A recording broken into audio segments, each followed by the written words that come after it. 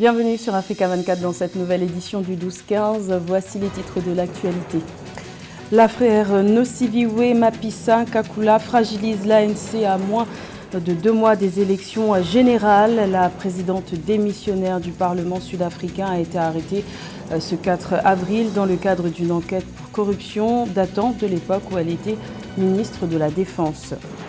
La Guinée veut optimiser son industrie minière pour en faire un levier de développement socio-économique. Un nouveau narratif a été mis en place pour reprendre la main sur ce secteur et redynamiser l'économie locale via la sous-traitance. Et nous ferons un point sur l'actualité sportive du continent avec notre spécialiste en la matière, José Douglas.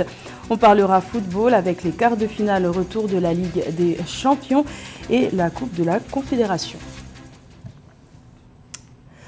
En Afrique du Sud, l'affaire Nosiviwe Mapisa Kakula continue de secouer la scène politique. La présidente de l'Assemblée nationale a été arrêtée et mise en examen ce 4 avril après s'être rendue d'elle-même à la police dans le cadre d'une enquête pour corruption et blanchiment d'argent datant de l'époque où elle était ministre de la Défense. Une enquête qui n'arrange pas les affaires de son parti, l'ANC, à moins de 2 mois des élections générales. Les explications de Nathalie Mo. Nosiviwe Mapisa Kakula, la 7e présidente de l'Assemblée nationale d'Afrique du Sud, a été inculpée de 13 chefs d'accusation de corruption et de blanchiment d'argent le 4 avril 2024. Elle est accusée d'avoir sollicité des pots de vin s'élevant à un total de 4,5 millions de rand au cours de son mandat de ministre de la Défense de 2012 à 2021. Nosiviwe Mapisa Kakula clame son innocence dans le scandale de corruption qui a conduit à sa démission de son siège de député et de la tête de la Chambre basse du Parlement sud-africain. Il a été établi qu'il est dans l'intérêt de la justice qu'elle ait été libérée sous caution et le tribunal aurait certainement pris en compte son état de santé pour statuer dans ce sens. Ce que nous avons découvert aujourd'hui, c'est qu'au cours de la perquisition au domicile de Mapisa Kakula, davantage de preuves ont été recueillies, ce qui suggère qu'un suspect supplémentaire devrait être ajouté à l'affaire.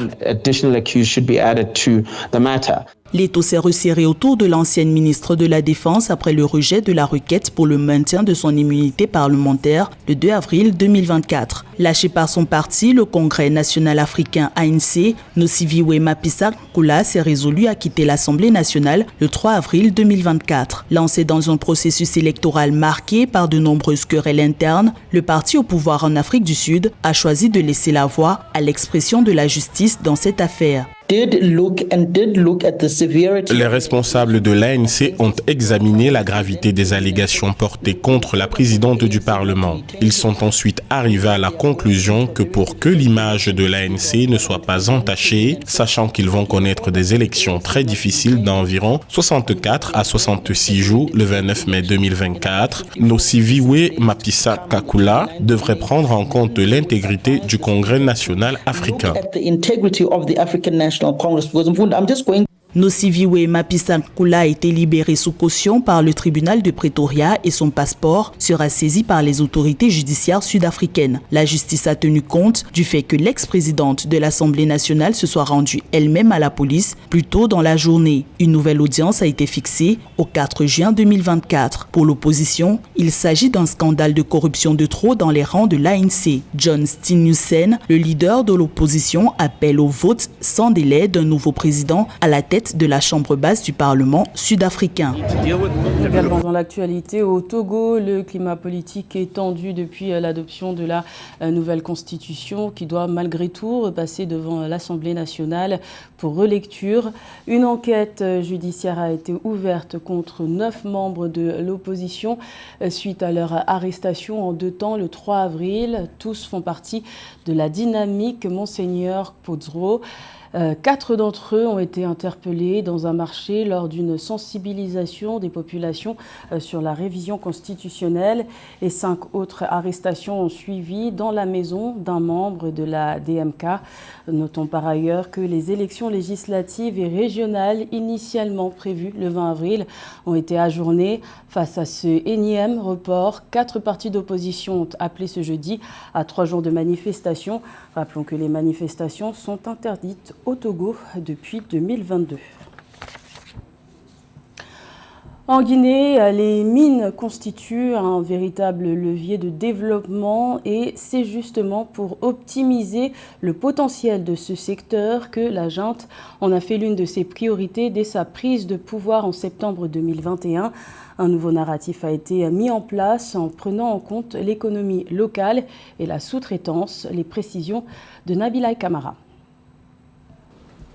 En Guinée, le secteur minier représente actuellement plus de 85% des exportations et fournit autour de 20% des recettes publiques.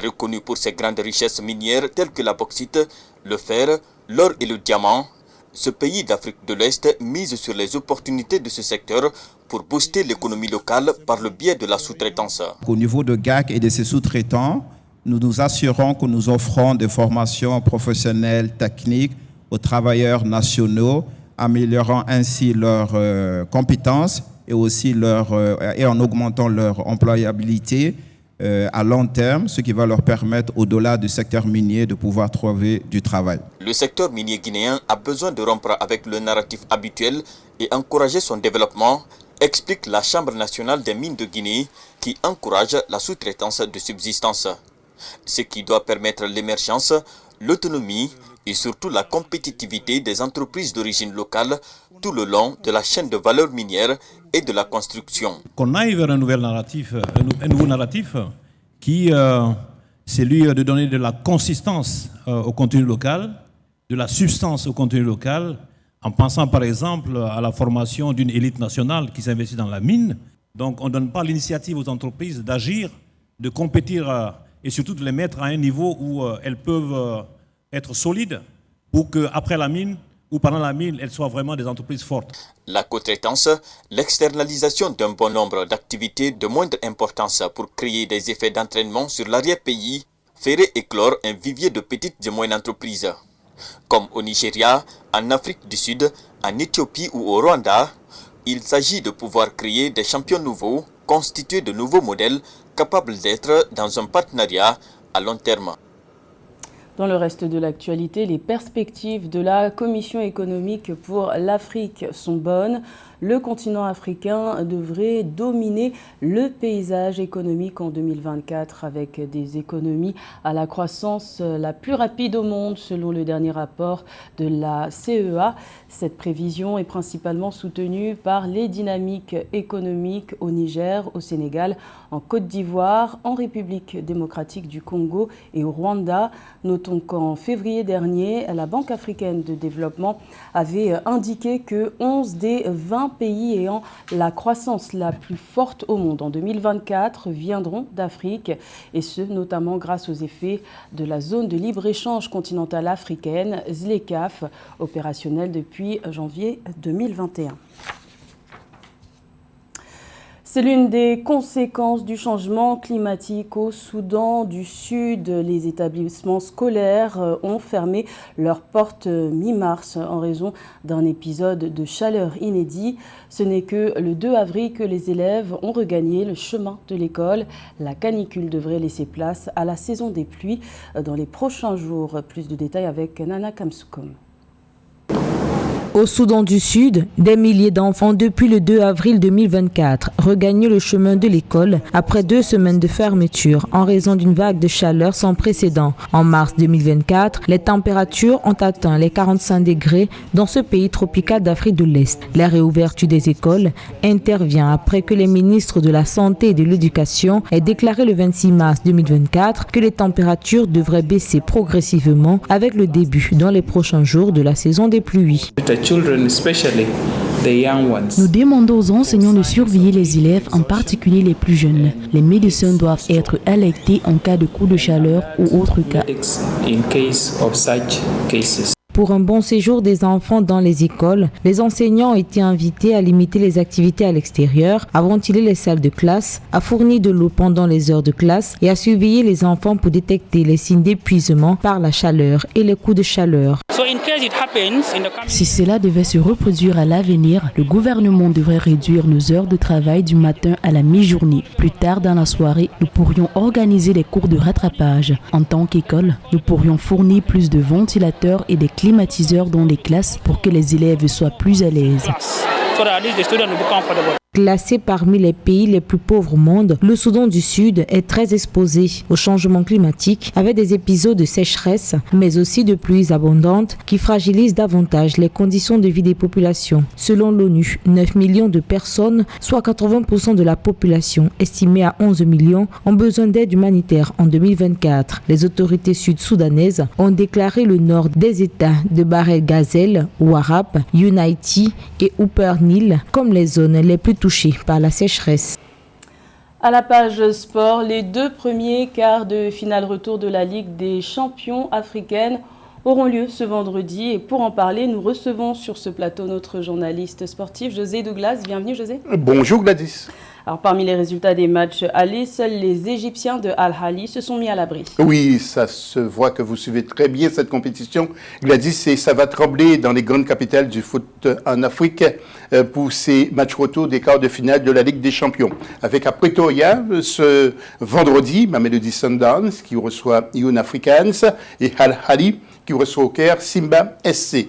Les clubs, ou plutôt les Sud-Africains de Mamelodi Sundowns, vainqueurs de l'African Football League, et les Young Africans, finalistes de la Coupe de la Confédération de la saison dernière, score vierge à l'aller 0-0. Seul Al-Ahly, vous l'avez dit, champion de titre, a piégé son adversaire de Simba AC en s'imposant 1-0 grâce à un but d'Ahmed Koka. Les 2 autres quarts de finale, Gladys, eh bien c'est Atlético Petroleros à Luanda qui reçoit le TP Mazembe et à Sec Mimosa qui reçoit l'Espérance de Tunis. Ces 2 équipes ou ces 2 matchs avaient fait match nul 0-0 à l'aller. C'était à Lubumbashi où le TP Mazembe, devant son public, n'a pas réussi à gagner.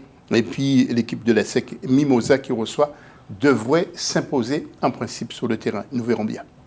Parlons à présent de la Coupe de la Confédération avec les quarts de finale retour également. Oui, ce dimanche 7 en revanche, avec 4 matchs, Dreams FC, Stade Malien.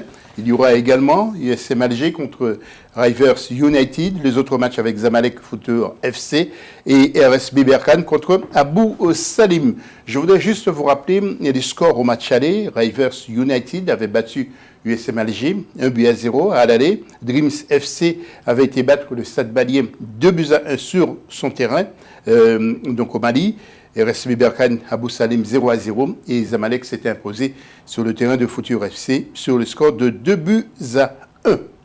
Cap sur les Jeux Olympiques de Paris prévus cet été. À présent, les arbitres ont été nommés pour le tournoi de football et plusieurs Africains figurent dans la liste. Oui, il y a 9 arbitres au total, Gladys, et nous avons sélectionné quelques photos avant donc, les images de Paris pour ces Jeux Olympiques. Ensuite, eh bien, ce sont les arbitres comme le Mauritanien Dayan Beida et la Marocaine Bouchra Karbouri qui avaient fait une bonne CAN, qui s'était bien comportée dans l'arbitrage, qui a été très appréciée.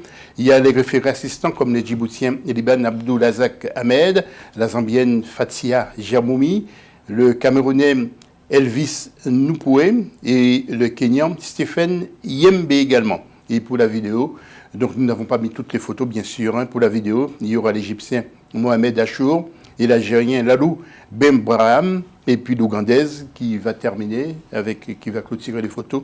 Il s'agit de l'Ougandaise Shamira Nabada, qui sera parmi les remplaçants, je vous l'ai dit. Il y aura donc 9 arbitres au total pour ces JO. Merci José pour toutes ces précisions. C'était le journal de la rédaction. Merci de l'avoir suivi. L'information continue sur Africa 24.